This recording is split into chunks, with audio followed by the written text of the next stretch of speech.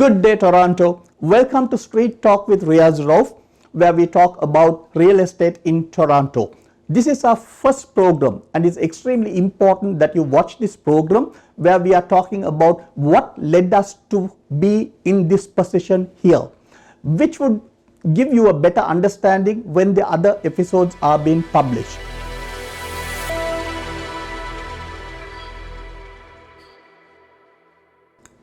Friends, it's extremely important that we understand why we are here, and I'm going to break that into 8 different categories which I would be explaining now. First, let's look at what happened just after COVID started. In 2019, first, number one is printing money. We started printing money, and that was the right thing. Nobody can say that's the wrong thing because every country in the world did. Because at that time the need was to get over the economic issues we had at that time. Now, it's important to understand how much of quantum financing that we did during that period. In fact, we increased our money supply by 22.2%.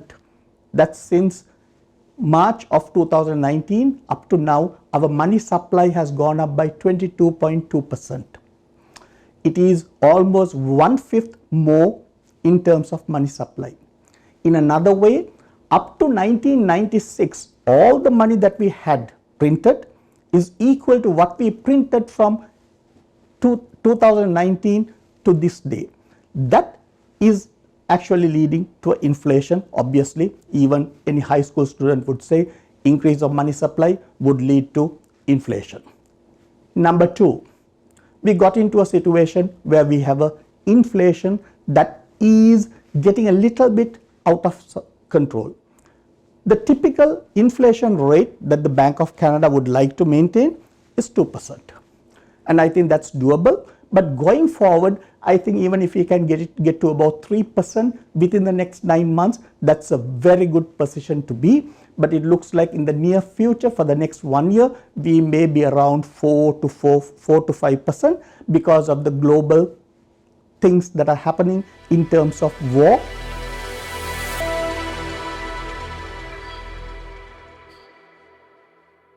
The quantum financing, the war in Ukraine and Russia, and also the logistical issues are the things that are leading into the inflationary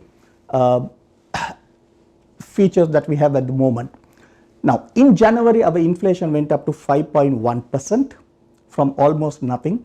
And in March, we were at 6.7%. In May, it was 7.7%. And in June, it was 8.1%. So we have seen a steady increase.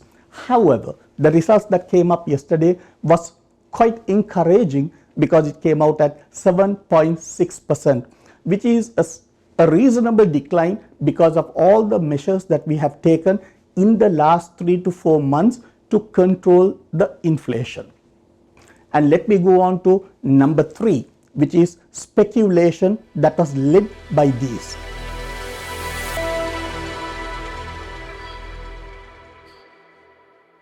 It's extremely important to understand that I am giving my opinions here as a realtor and an investor, serving myself, my family, and my friends. It's also important to understand while talking about real estate, obviously we will be talking about legal side, finances, and taxes. However, I am not an expert on those, and I urge you to seek expert advice when it comes to those 3 matters. Thank you very much.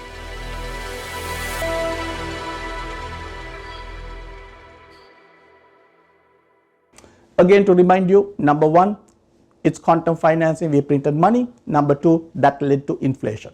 Number 3, come January, February, we were going into a speculation that the reason being we were expecting a budget in the month of April. So starting from December, there was an overheating of the real estate market, and everybody gung-ho onto real estate, and they were finding various reasons how to control things, and various speculations were smoothed out. One of the things that we're looking at, they were also looking at what worked in New Zealand. In fact, in New Zealand, they introduced what is called investors. They were discouraging investors in Canada over here in Toronto, we can do we could buy investment property with 20% down payment. So most people were using their equity to borrow that 20% and buy investment properties. Same in New Zealand. And in New Zealand, they introduced a law which says no more can you do an investment property with 20%, you need 40% to do an investment property. So that reduced the investors buying properties and control the market. So there was a huge speculation in the market that they may introduce this by April. So most people jumped into buying properties in December, January, February and March. Another thing that was speculated was, of course now is true, is banning foreigners from buying properties for at least 2 years. So that was also in effect, and people were, say for example, if there's someone who is a foreigner who was planning to buy a property in Toronto or any part of Canada, would have jumped into it, because if he did not do before April, he loses the opportunity of owning or buying a property in Canada. So these are the things that created a huge demand during that short period where the prices increased abnormally. And also adding to that was the fact that we hardly had any inventory in the market, and also these were winter months.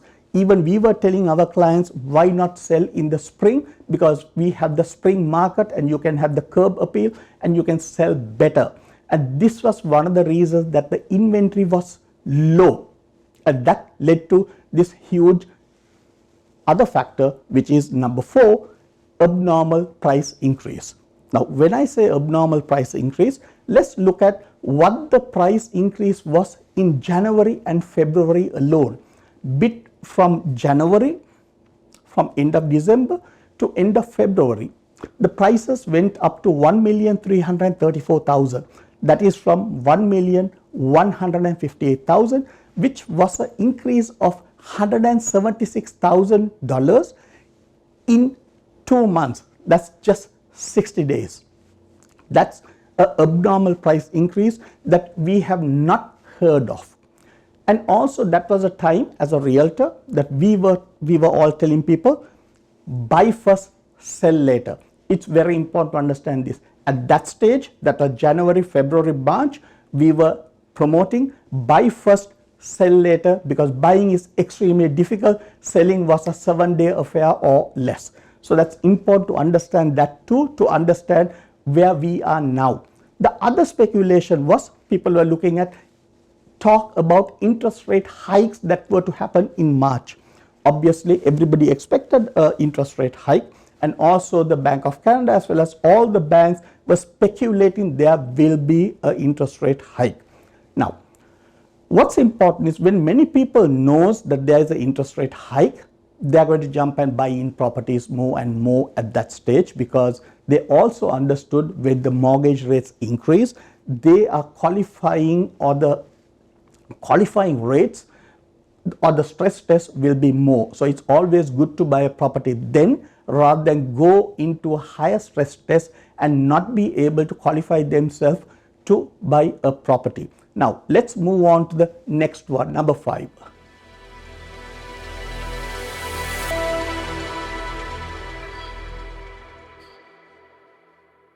Number 5, Bank of Canada policy rates. Starting in March, we started increasing our policy rates, which is expected and the right thing to do.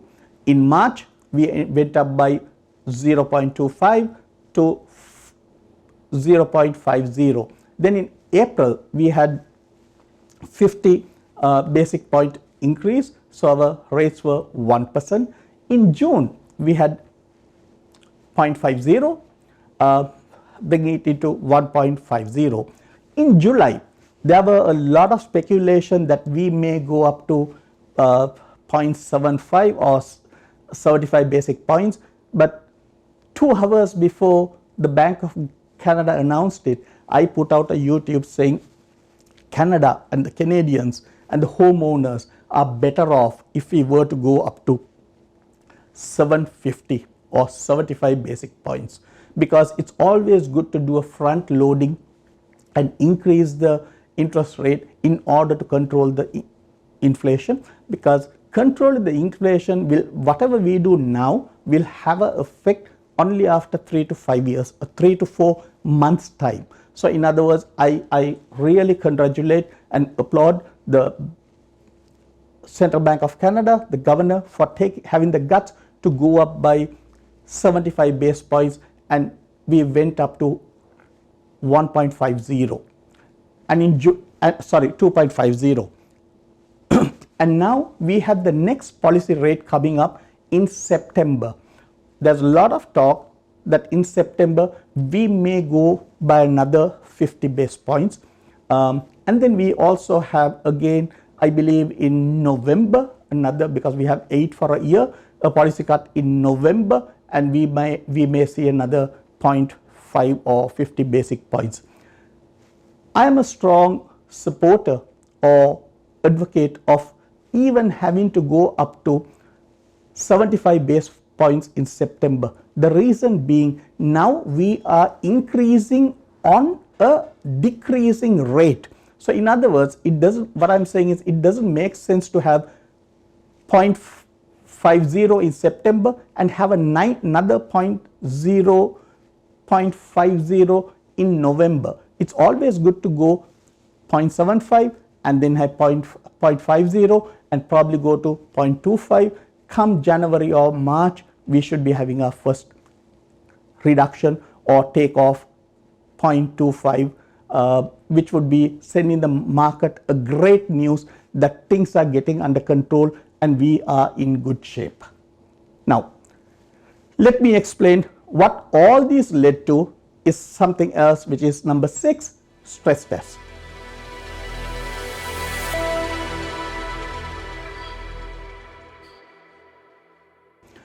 Number 6, stress test. Let me give a little bit of history behind stress test.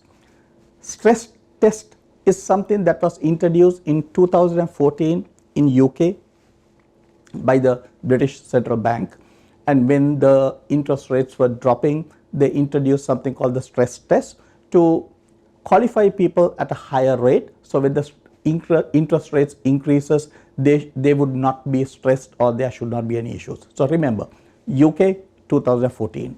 Now, we introduced the stress test in Canada, I believe in 2017, when the interest rates were beginning to go down.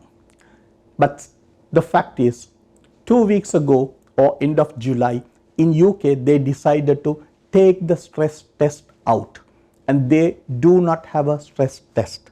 Their argument was stress test had a meaning when interest rates were going down.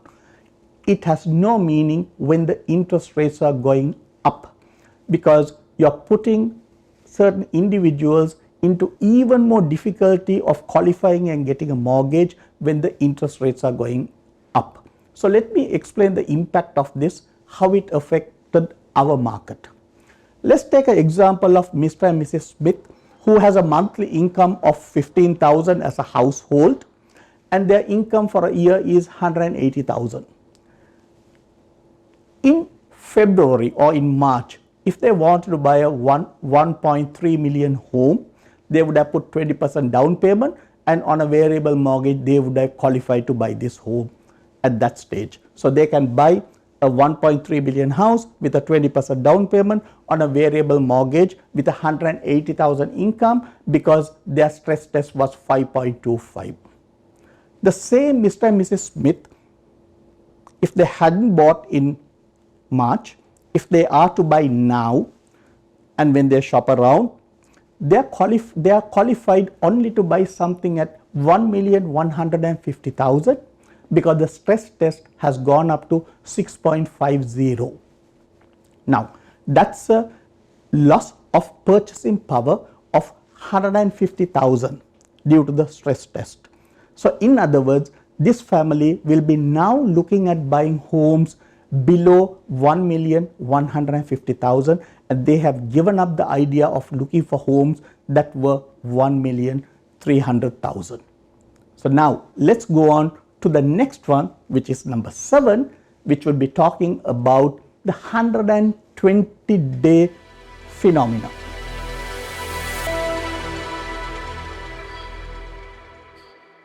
Let's check on number 7, 120-day syndrome, which is from May to August of this year. Let's say, for example, we said earlier that we as realtors, we were always talking to clients and saying in the first quarter, which is anybody who bought a house before May, we said the market is hot, always buy a home first, then sell. If not, you're going to be homeless if you sell the house and if you look for, because buying a house was extremely difficult with multiple offers and people losing out on deals. Selling a house was in some cases a 2-day process or maximum 7-day process where we sold houses. Now, this is where the 120-day syndrome or the dance begins. Let's say, for example, somebody buys a home or bought a home at 1,300,000 in the month of March, and he's going in for a 3 months or a 4 months closing where he has to close in June. Now, when the closing time comes in June, when he goes to the bank is saying your property is valued at 1,150,000 and the appraisal is not 1.3 million as expected. So this individual is experiencing a 12% drop in the appraised value in the market. At the same time, he is also telling his realtor, now you told me to buy first and sell later, can you sell my home now? In March, when the interest rates started to climb up, now the market has tanked theoretically and taking more time to sell a property, and this individual have to sell his property. So most likely he is going to undersell by 75,000. On one side, he is underselling his house for 75,000, and on the other side, the bank is appraising the value at 150,000 less than what it was. Because if you really look at, I told you, with the stress test at 5.25 and 6.25, the difference is about 150,000 purchase power loss. So now this individual needs an extra 225,000 to close this transaction or lose the deposit he would have given about 100,000 or 50,000 on the 1.3 million home, because it was a bidding war. Maybe he would have even given 100,000 at that stage.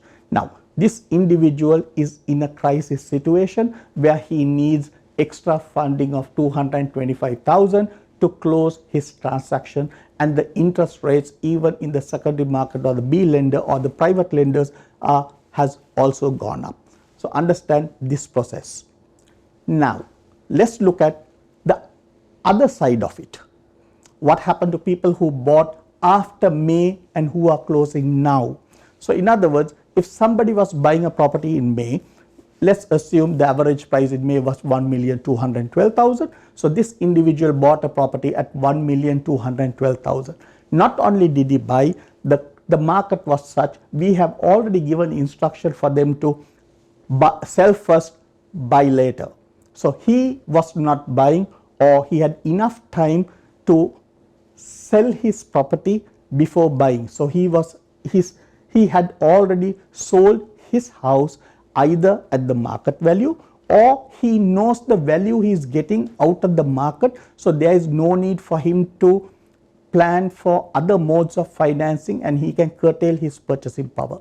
Now when he goes to the bank to finance the 1,212,000 home, he is getting on par value on that house. So in other words, this individual will not have an issue to close his transaction in August. A, because he sold before buying. Second is because he is paying the market value in May and closing in August. This is a 120-day syndrome that is leading to a lot of speculation, inventory and other issues in the market, and this is why I think we are bottoming out and we have seen the worst already, and I expect August to be a stabilization month. And number 8, let's talk about stabilization and the future.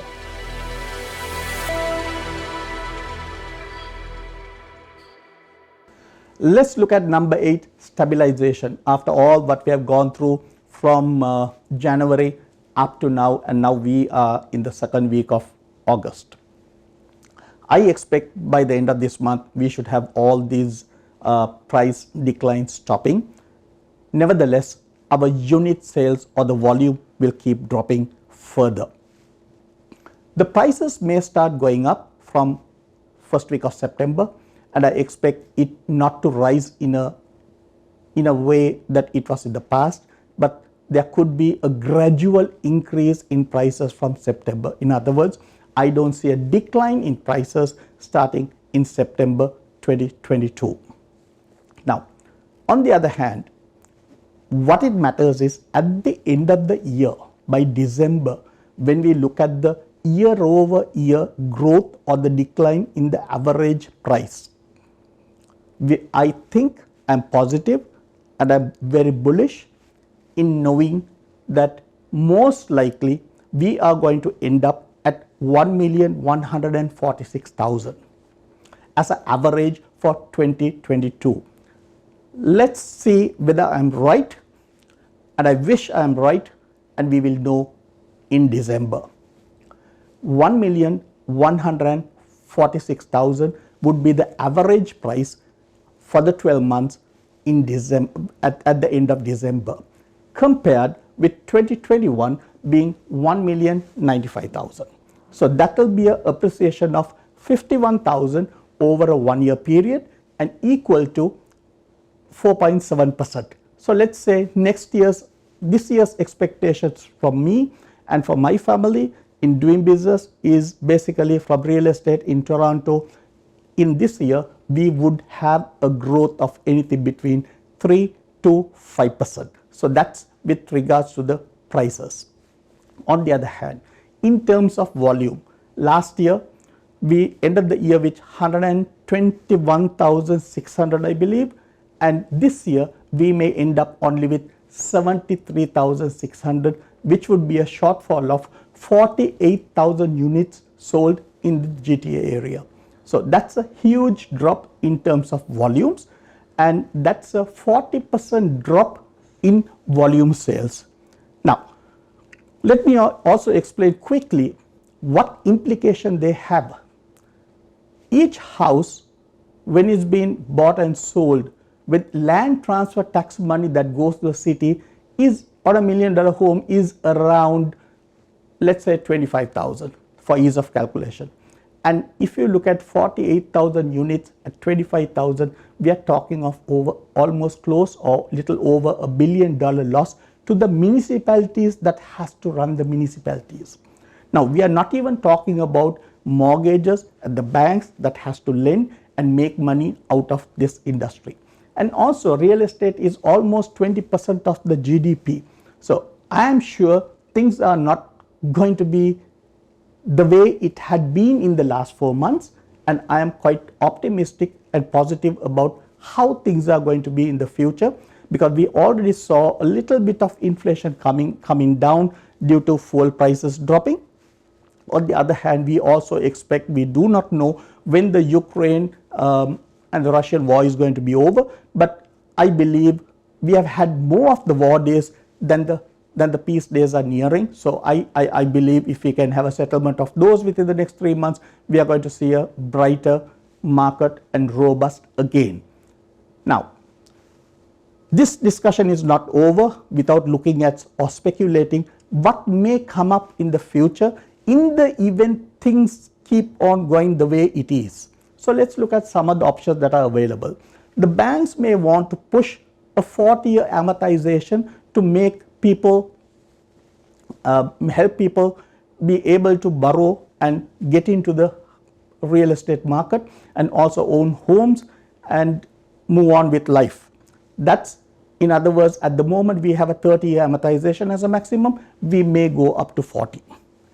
Second, we may also look at scrapping the stress test. Again, I believe that has to be done in a very measured manner, because scrapping the stress test in a country like Canada with so much of immigrants, so much of new immigrants coming in and first time home buyers waiting to buy, we may open up a floodgate, and that's ideally not the way we should be going. And I am a firm believer that we should take the stress test away for first time home buyers. So that's one way that we can allow a first time home buyer to compete with a serial investor who might be buying multiple homes, whereas he would go through the stress test, but the first time home buyer need not go through a stress test. Another line to look at is, at the moment when you buy a home, up to the first 500,000 you can put 5%, and beyond that either 10%, or if it's over $1 million it's 20%. But if they can also extend this, say for example the threshold of 500,000 for 5% may be moved up to 700 or 750,000 with 5%, that will help a lot of first time home buyers and the people who really deserve to buy a home as soon as possible because the rents are exorbitant at this stage, may be helped through this.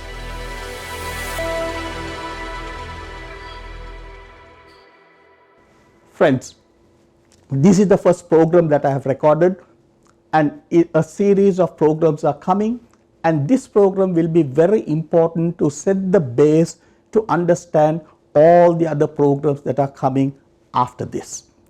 I would also suggest you, in case if you are in the market to buy, invest or sell real estate, give us a call, click on the links below, and you can have a consultancy as to what you should be doing and when you should be doing. There is no reason to delay your decision. You can always come to me at any time. All I'm going to discuss to you is give you a blueprint to own a home whenever you want. It could be after 3 years, it could be after 5 years, it could be in the next 3 months. But as far as you have a blueprint, you know where to get about. It's Street Talk with Riyaz Rauf. I think differently, I work differently, and I would like to help you differently, and reach out to me when time permits. Thank you very much and have an awesome day.